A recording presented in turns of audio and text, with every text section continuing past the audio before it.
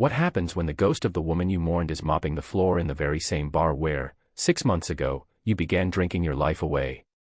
The ruthless crime boss Arthur Gallagher lost his wife to a car bomb. Tonight, he is about to step on her mop.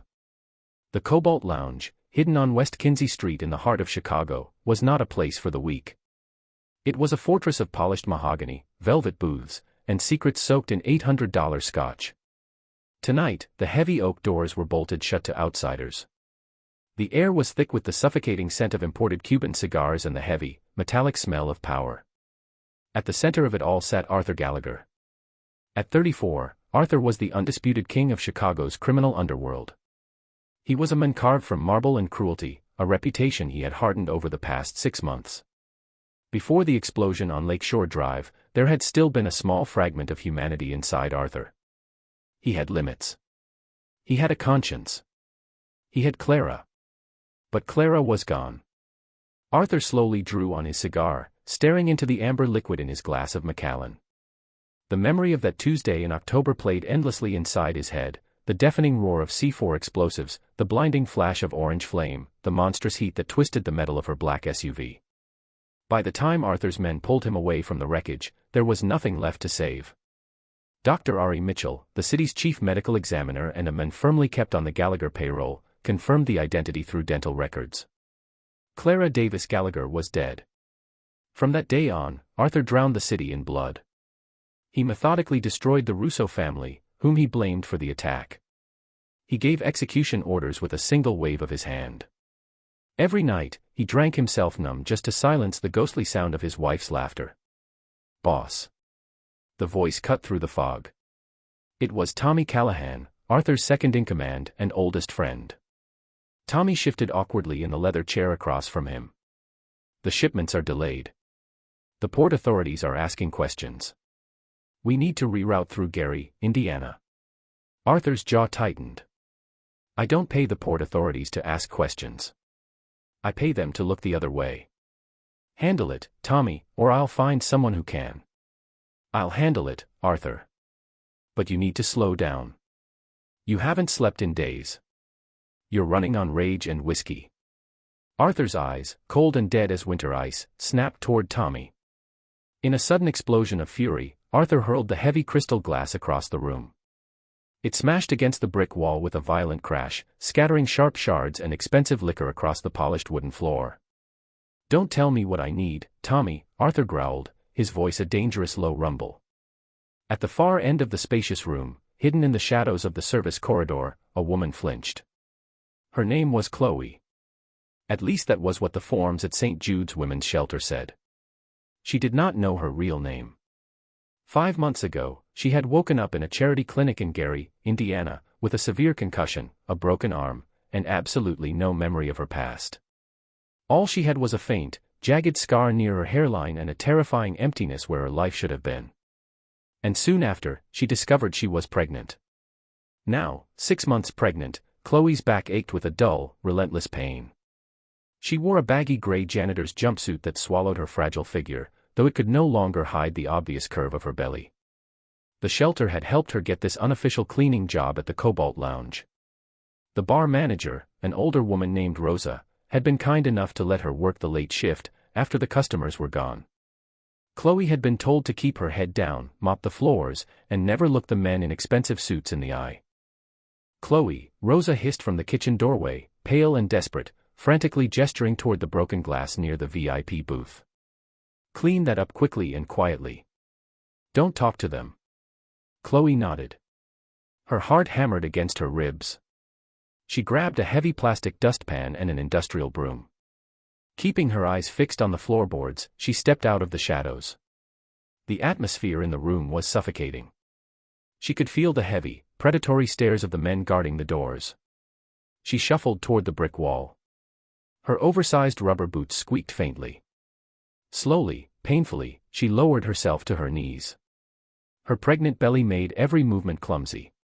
She began sweeping the sharp, glittering shards of crystal into the dustpan, her hands trembling. "Just clean it up and leave," she told herself. "Just clean it up and leave." At first, Arthur did not notice her. He was busy lighting another cigar, mentally calculating the logistics of rerouting through the Gary port. But then something unusual caught his attention. It was not a sound. It was a scent. Beneath the overpowering aromas of smoke, leather, and spilled alcohol, a faint, delicate fragrance reached him. Vanilla and cedar. Arthur froze. The match burned down to his fingertips, but he did not feel the heat. It was an impossibly specific scent. It was the exact custom-made perfume Clara had worn every day, created for her by a tiny boutique in Lincoln Park. His breath stopped. He slowly turned his head and lowered his gaze to the figure kneeling on the floor. She wore an ugly gray uniform. Her hair was twisted into a messy, practical bun. Her back was turned to him, but the curve of her shoulders, the delicate line of her neck. "Boss?" Tommy asked, noticing Arthur's sudden frozen paralysis. "Are you all right?" Arthur did not answer. He stood. The chair scraped loudly across the floor, the sound echoing through the silent room. Chloe startled at the noise. Her hand slipped, and the sharp edge of a glass shard sliced deep into her index finger. Ah! It was a small, breathless sound of pain. A drop of blood appeared on her finger. Arthur's heart slammed violently against his chest. He knew that voice. He had heard that quiet gasp 1,000 times, when she burned her hand cooking, when she pricked her finger trimming roses in their garden. He crossed the distance between them in 3 long strides. "Arthur, careful," Tommy warned, stepping forward. Arthur ignored him. He towered over the trembling woman on the floor. His hands, the same hands that had mercilessly strangled men, suddenly began to shake uncontrollably. "Look at me," Arthur ordered. His voice was a broken whisper, stripped of all its terrifying authority.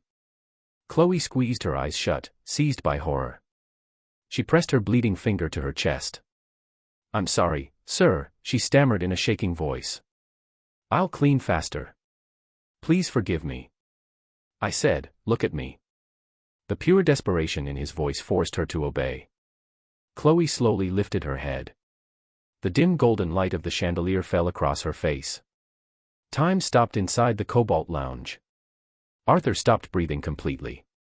It was her.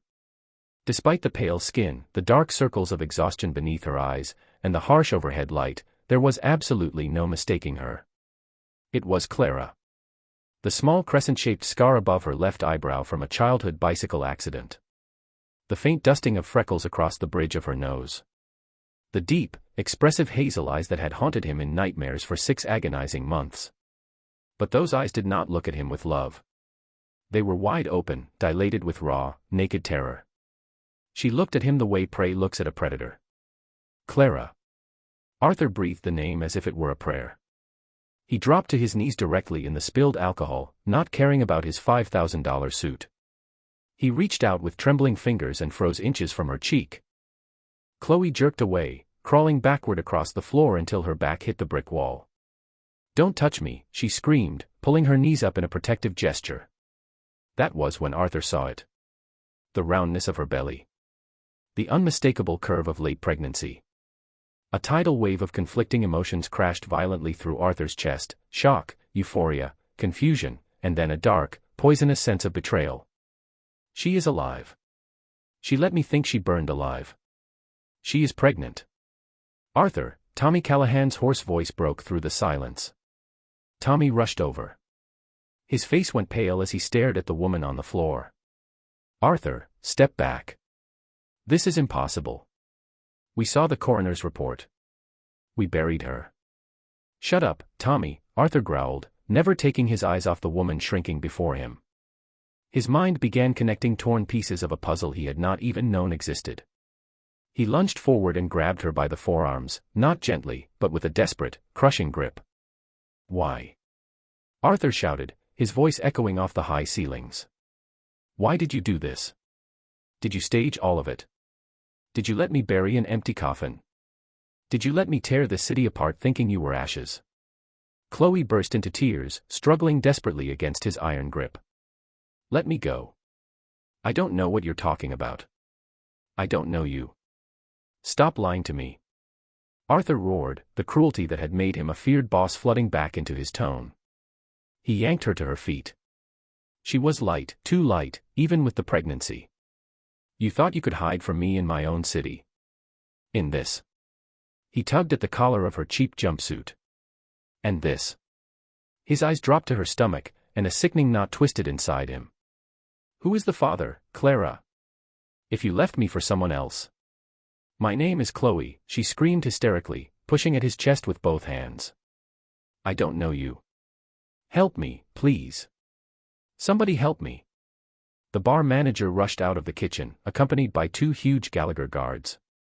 Mr. Gallagher, please, Rosa begged, wringing her hands. She's just the cleaner. She's from St. Jude's shelter. She has amnesia, sir. She doesn't know who she is. She was in a terrible accident. Arthur froze. The rage drained away, replaced by an icy, absolute stillness. He slowly shifted his gaze from Rosa back to Clara. He looked into her eyes. There was no deception there. No guilt. Only genuine, naked panic. She was not lying. She was looking at the love of her life, the husband she had lived with for 4 years, and seeing a complete stranger. Amnesia, Arthur repeated quietly. Then he looked at her belly again. The explosion had happened 6 months ago. She looked about 6 months pregnant. The timeline locked into place with deafening finality. That is my child. She was carrying my child when the car exploded. Boss, Tommy interrupted, placing a heavy hand on Arthur's shoulder. Tommy's eyes darted nervously around the room. Listen to Rosa. This is a mistake. She's a double. The Russos are playing a sick, twisted game with your head. We need to leave. Let the girl go. Arthur slowly turned his head to look at his second-in-command. A new and terrifying clarity settled over him. Dr. Ari Mitchell worked for the Gallaghers. He reported directly to Tommy. If Clara's death had been staged, if her body had been replaced with a burned corpse from the morgue, Tommy had to have approved the documents. It was Tommy who pushed Arthur into blind revenge against the Russos. It was Tommy who strengthened his power while Arthur drank himself into oblivion. Arthur looked back at Clara. She was gasping.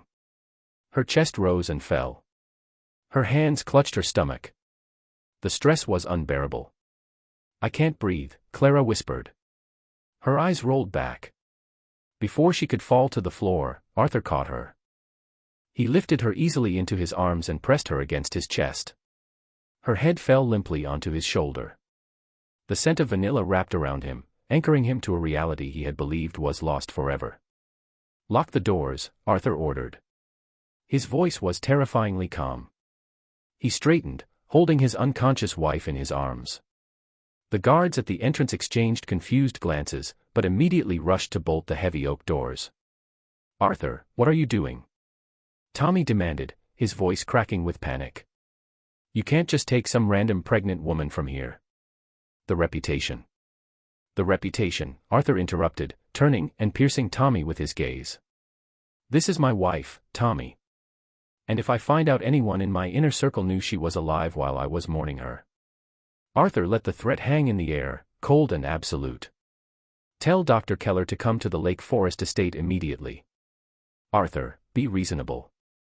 If you try to stop me, I will put a bullet between your eyes right here, Arthur said calmly. He carried Clara out through the back exit of the Cobalt Lounge and stepped into the icy Chicago night. His armored black SUV waited in the alley with the engine running. He carefully laid her on the soft leather seats and fastened her seat belt. Then he gently brushed a loose strand of hair from her pale face. She was broken, frightened, and erased. But she was alive. And Arthur Gallagher was ready to burn his entire empire to the ground to find out exactly who had stolen her memory. The imposing wrought iron gates of the Gallagher estate in Lake Forest opened like the jaws of a beast, swallowing the black SUV into the vast, densely wooded grounds. The mansion was a modern fortress of glass, steel, and imported Italian stone, completely hidden from the city's curious eyes. Arthur carried Clara up the grand floating staircase, his heart beating an unforgiving rhythm against his ribs. He passed the guest wings and kicked open the double doors of his master bedroom. He carefully laid her in the center of the enormous bed, surrounded by cold, untouched luxury, silk sheets, velvet pillows, and dark masculine decor that made her look impossibly fragile. Within 20 minutes, Dr. Harrison Keller arrived. Keller had once been the head of surgery at Rush University Medical Center, a brilliant doctor who lost his license because of a gambling addiction and was then bought and owned by the Gallagher family.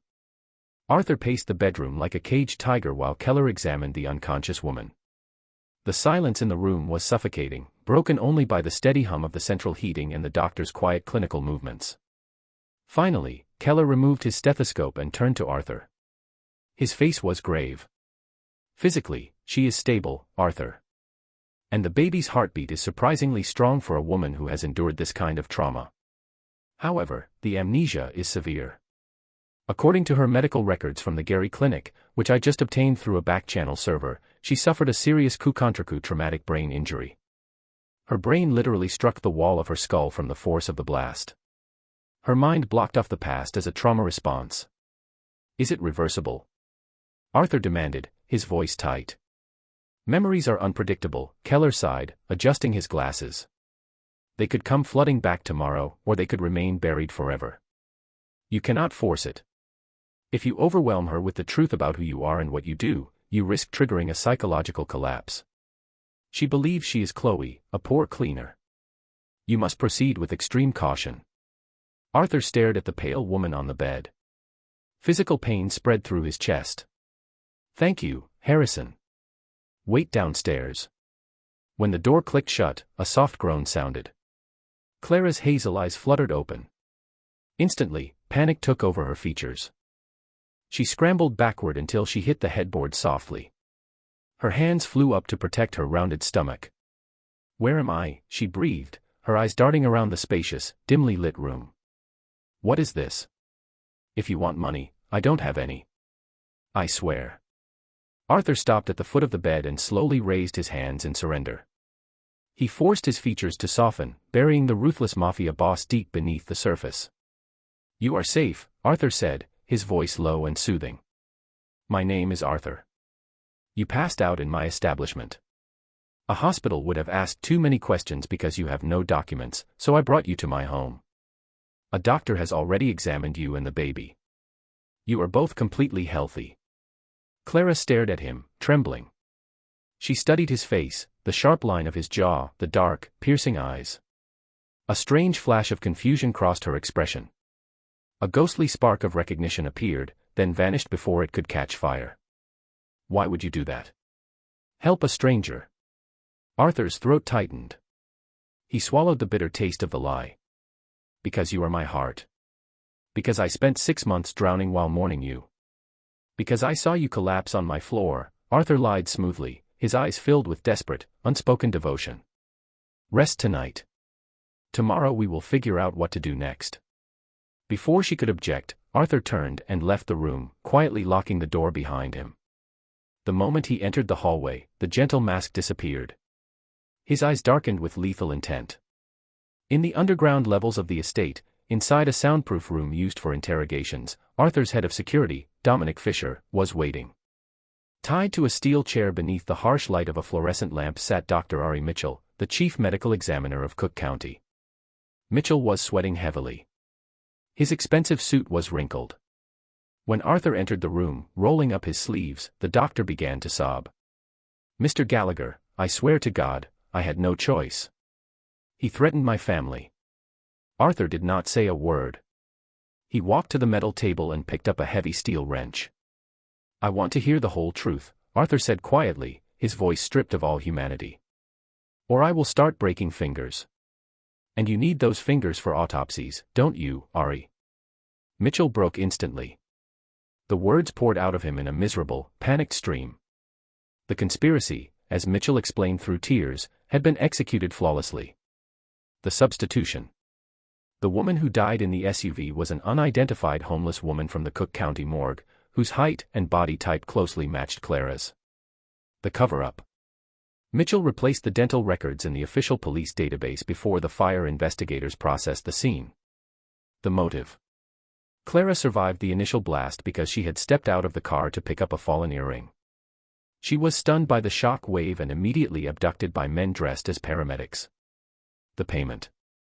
Mitchell received $2 million through an offshore account routed through the Cayman Islands. "Who paid you?" Arthur asked, though the cold horror in his stomach already knew the answer. Tommy, Mitchell sobbed. It was Tommy Callahan. He said Clara made you weak. He said the baby would make you leave the business. He was going to kill her at the clinic in Gary, but she woke up and escaped into the city before his men could finish the job. Arthur closed his eyes. The betrayal cut deeper than any knife. Tommy, the men he had grown up with. Tommy, the men who had stood as best men at his wedding. Tommy had stolen his wife, tried to kill his unborn child, and manipulated his grief to take control of the Gallagher empire. Arthur dropped the wrench. It hit the concrete floor with a heavy clang. Dom, Arthur said, turning to his head of security. Make the doctor disappear. The next morning, the Lake Forest estate was wrapped in heavy, icy rain. Arthur sat in his mahogany-paneled office, the fire crackling in the fireplace behind him. At dawn, he called Tommy, requesting an urgent private meeting about the reroute through the Gary port. Exactly at 9 in the morning, the heavy oak doors opened. Tommy Callahan walked in, shaking rain from his expensive coat. Arthur, Tommy said casually, pouring himself scotch from the crystal decanter on the desk.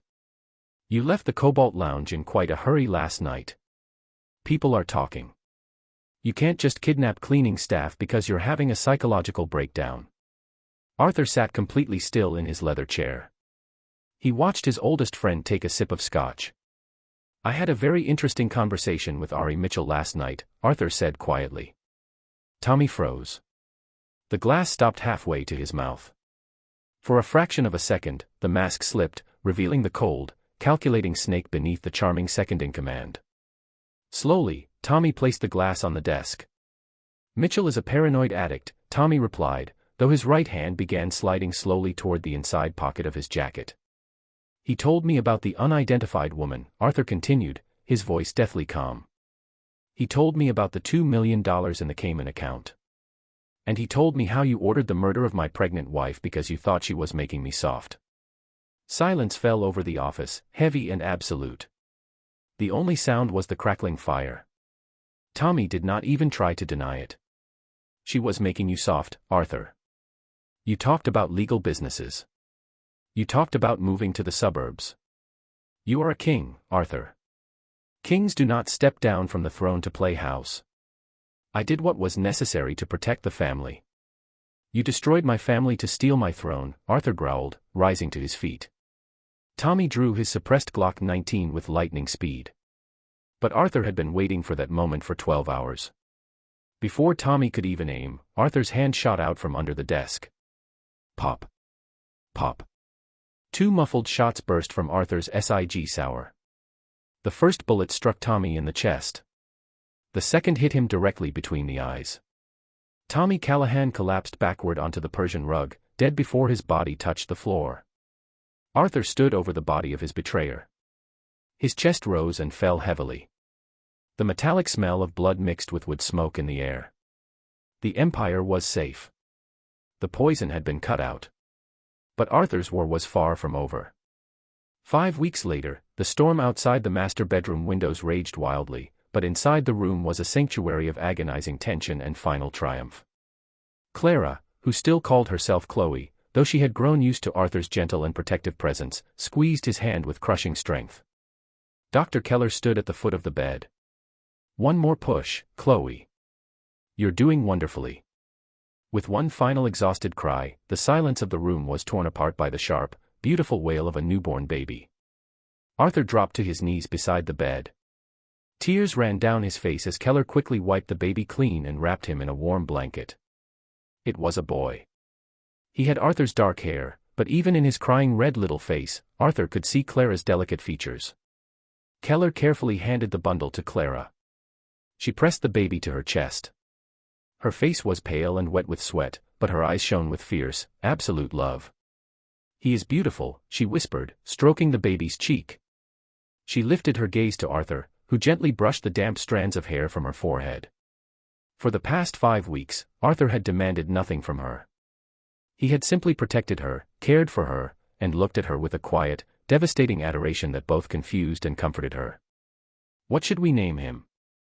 Arthur asked softly, his voice trembling. Clara looked down at the baby. A strange, distant fog drifted through her hazel eyes. Her brows furrowed in deep concentration.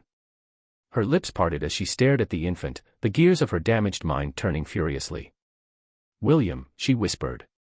Arthur's breath caught. "William," she repeated, lifting her eyes to Arthur. A single tear slipped from her eye and rolled down her cheek. "We always said that if it was a boy, we would name him after your father." "William."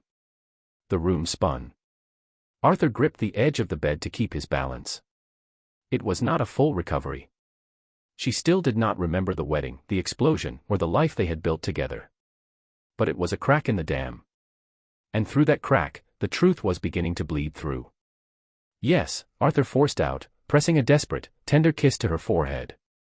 "William is the perfect name."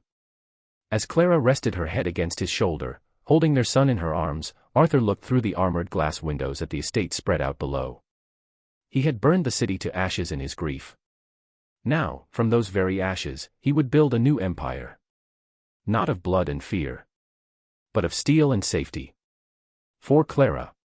For William. He was Arthur Gallagher. And he had finally brought his ghost back to life. If you enjoyed this intense Mafia love story, full of betrayal, survival, and undeniable love, don't keep it to yourself. Hit the like button, share this video with friends who love romantic dramas, and subscribe to our channel to receive new gripping, original, and emotional stories every week. Turn on the notification bell so you never miss a single plot twist. What do you think about Arthur's revenge? Write your thoughts in the comments below.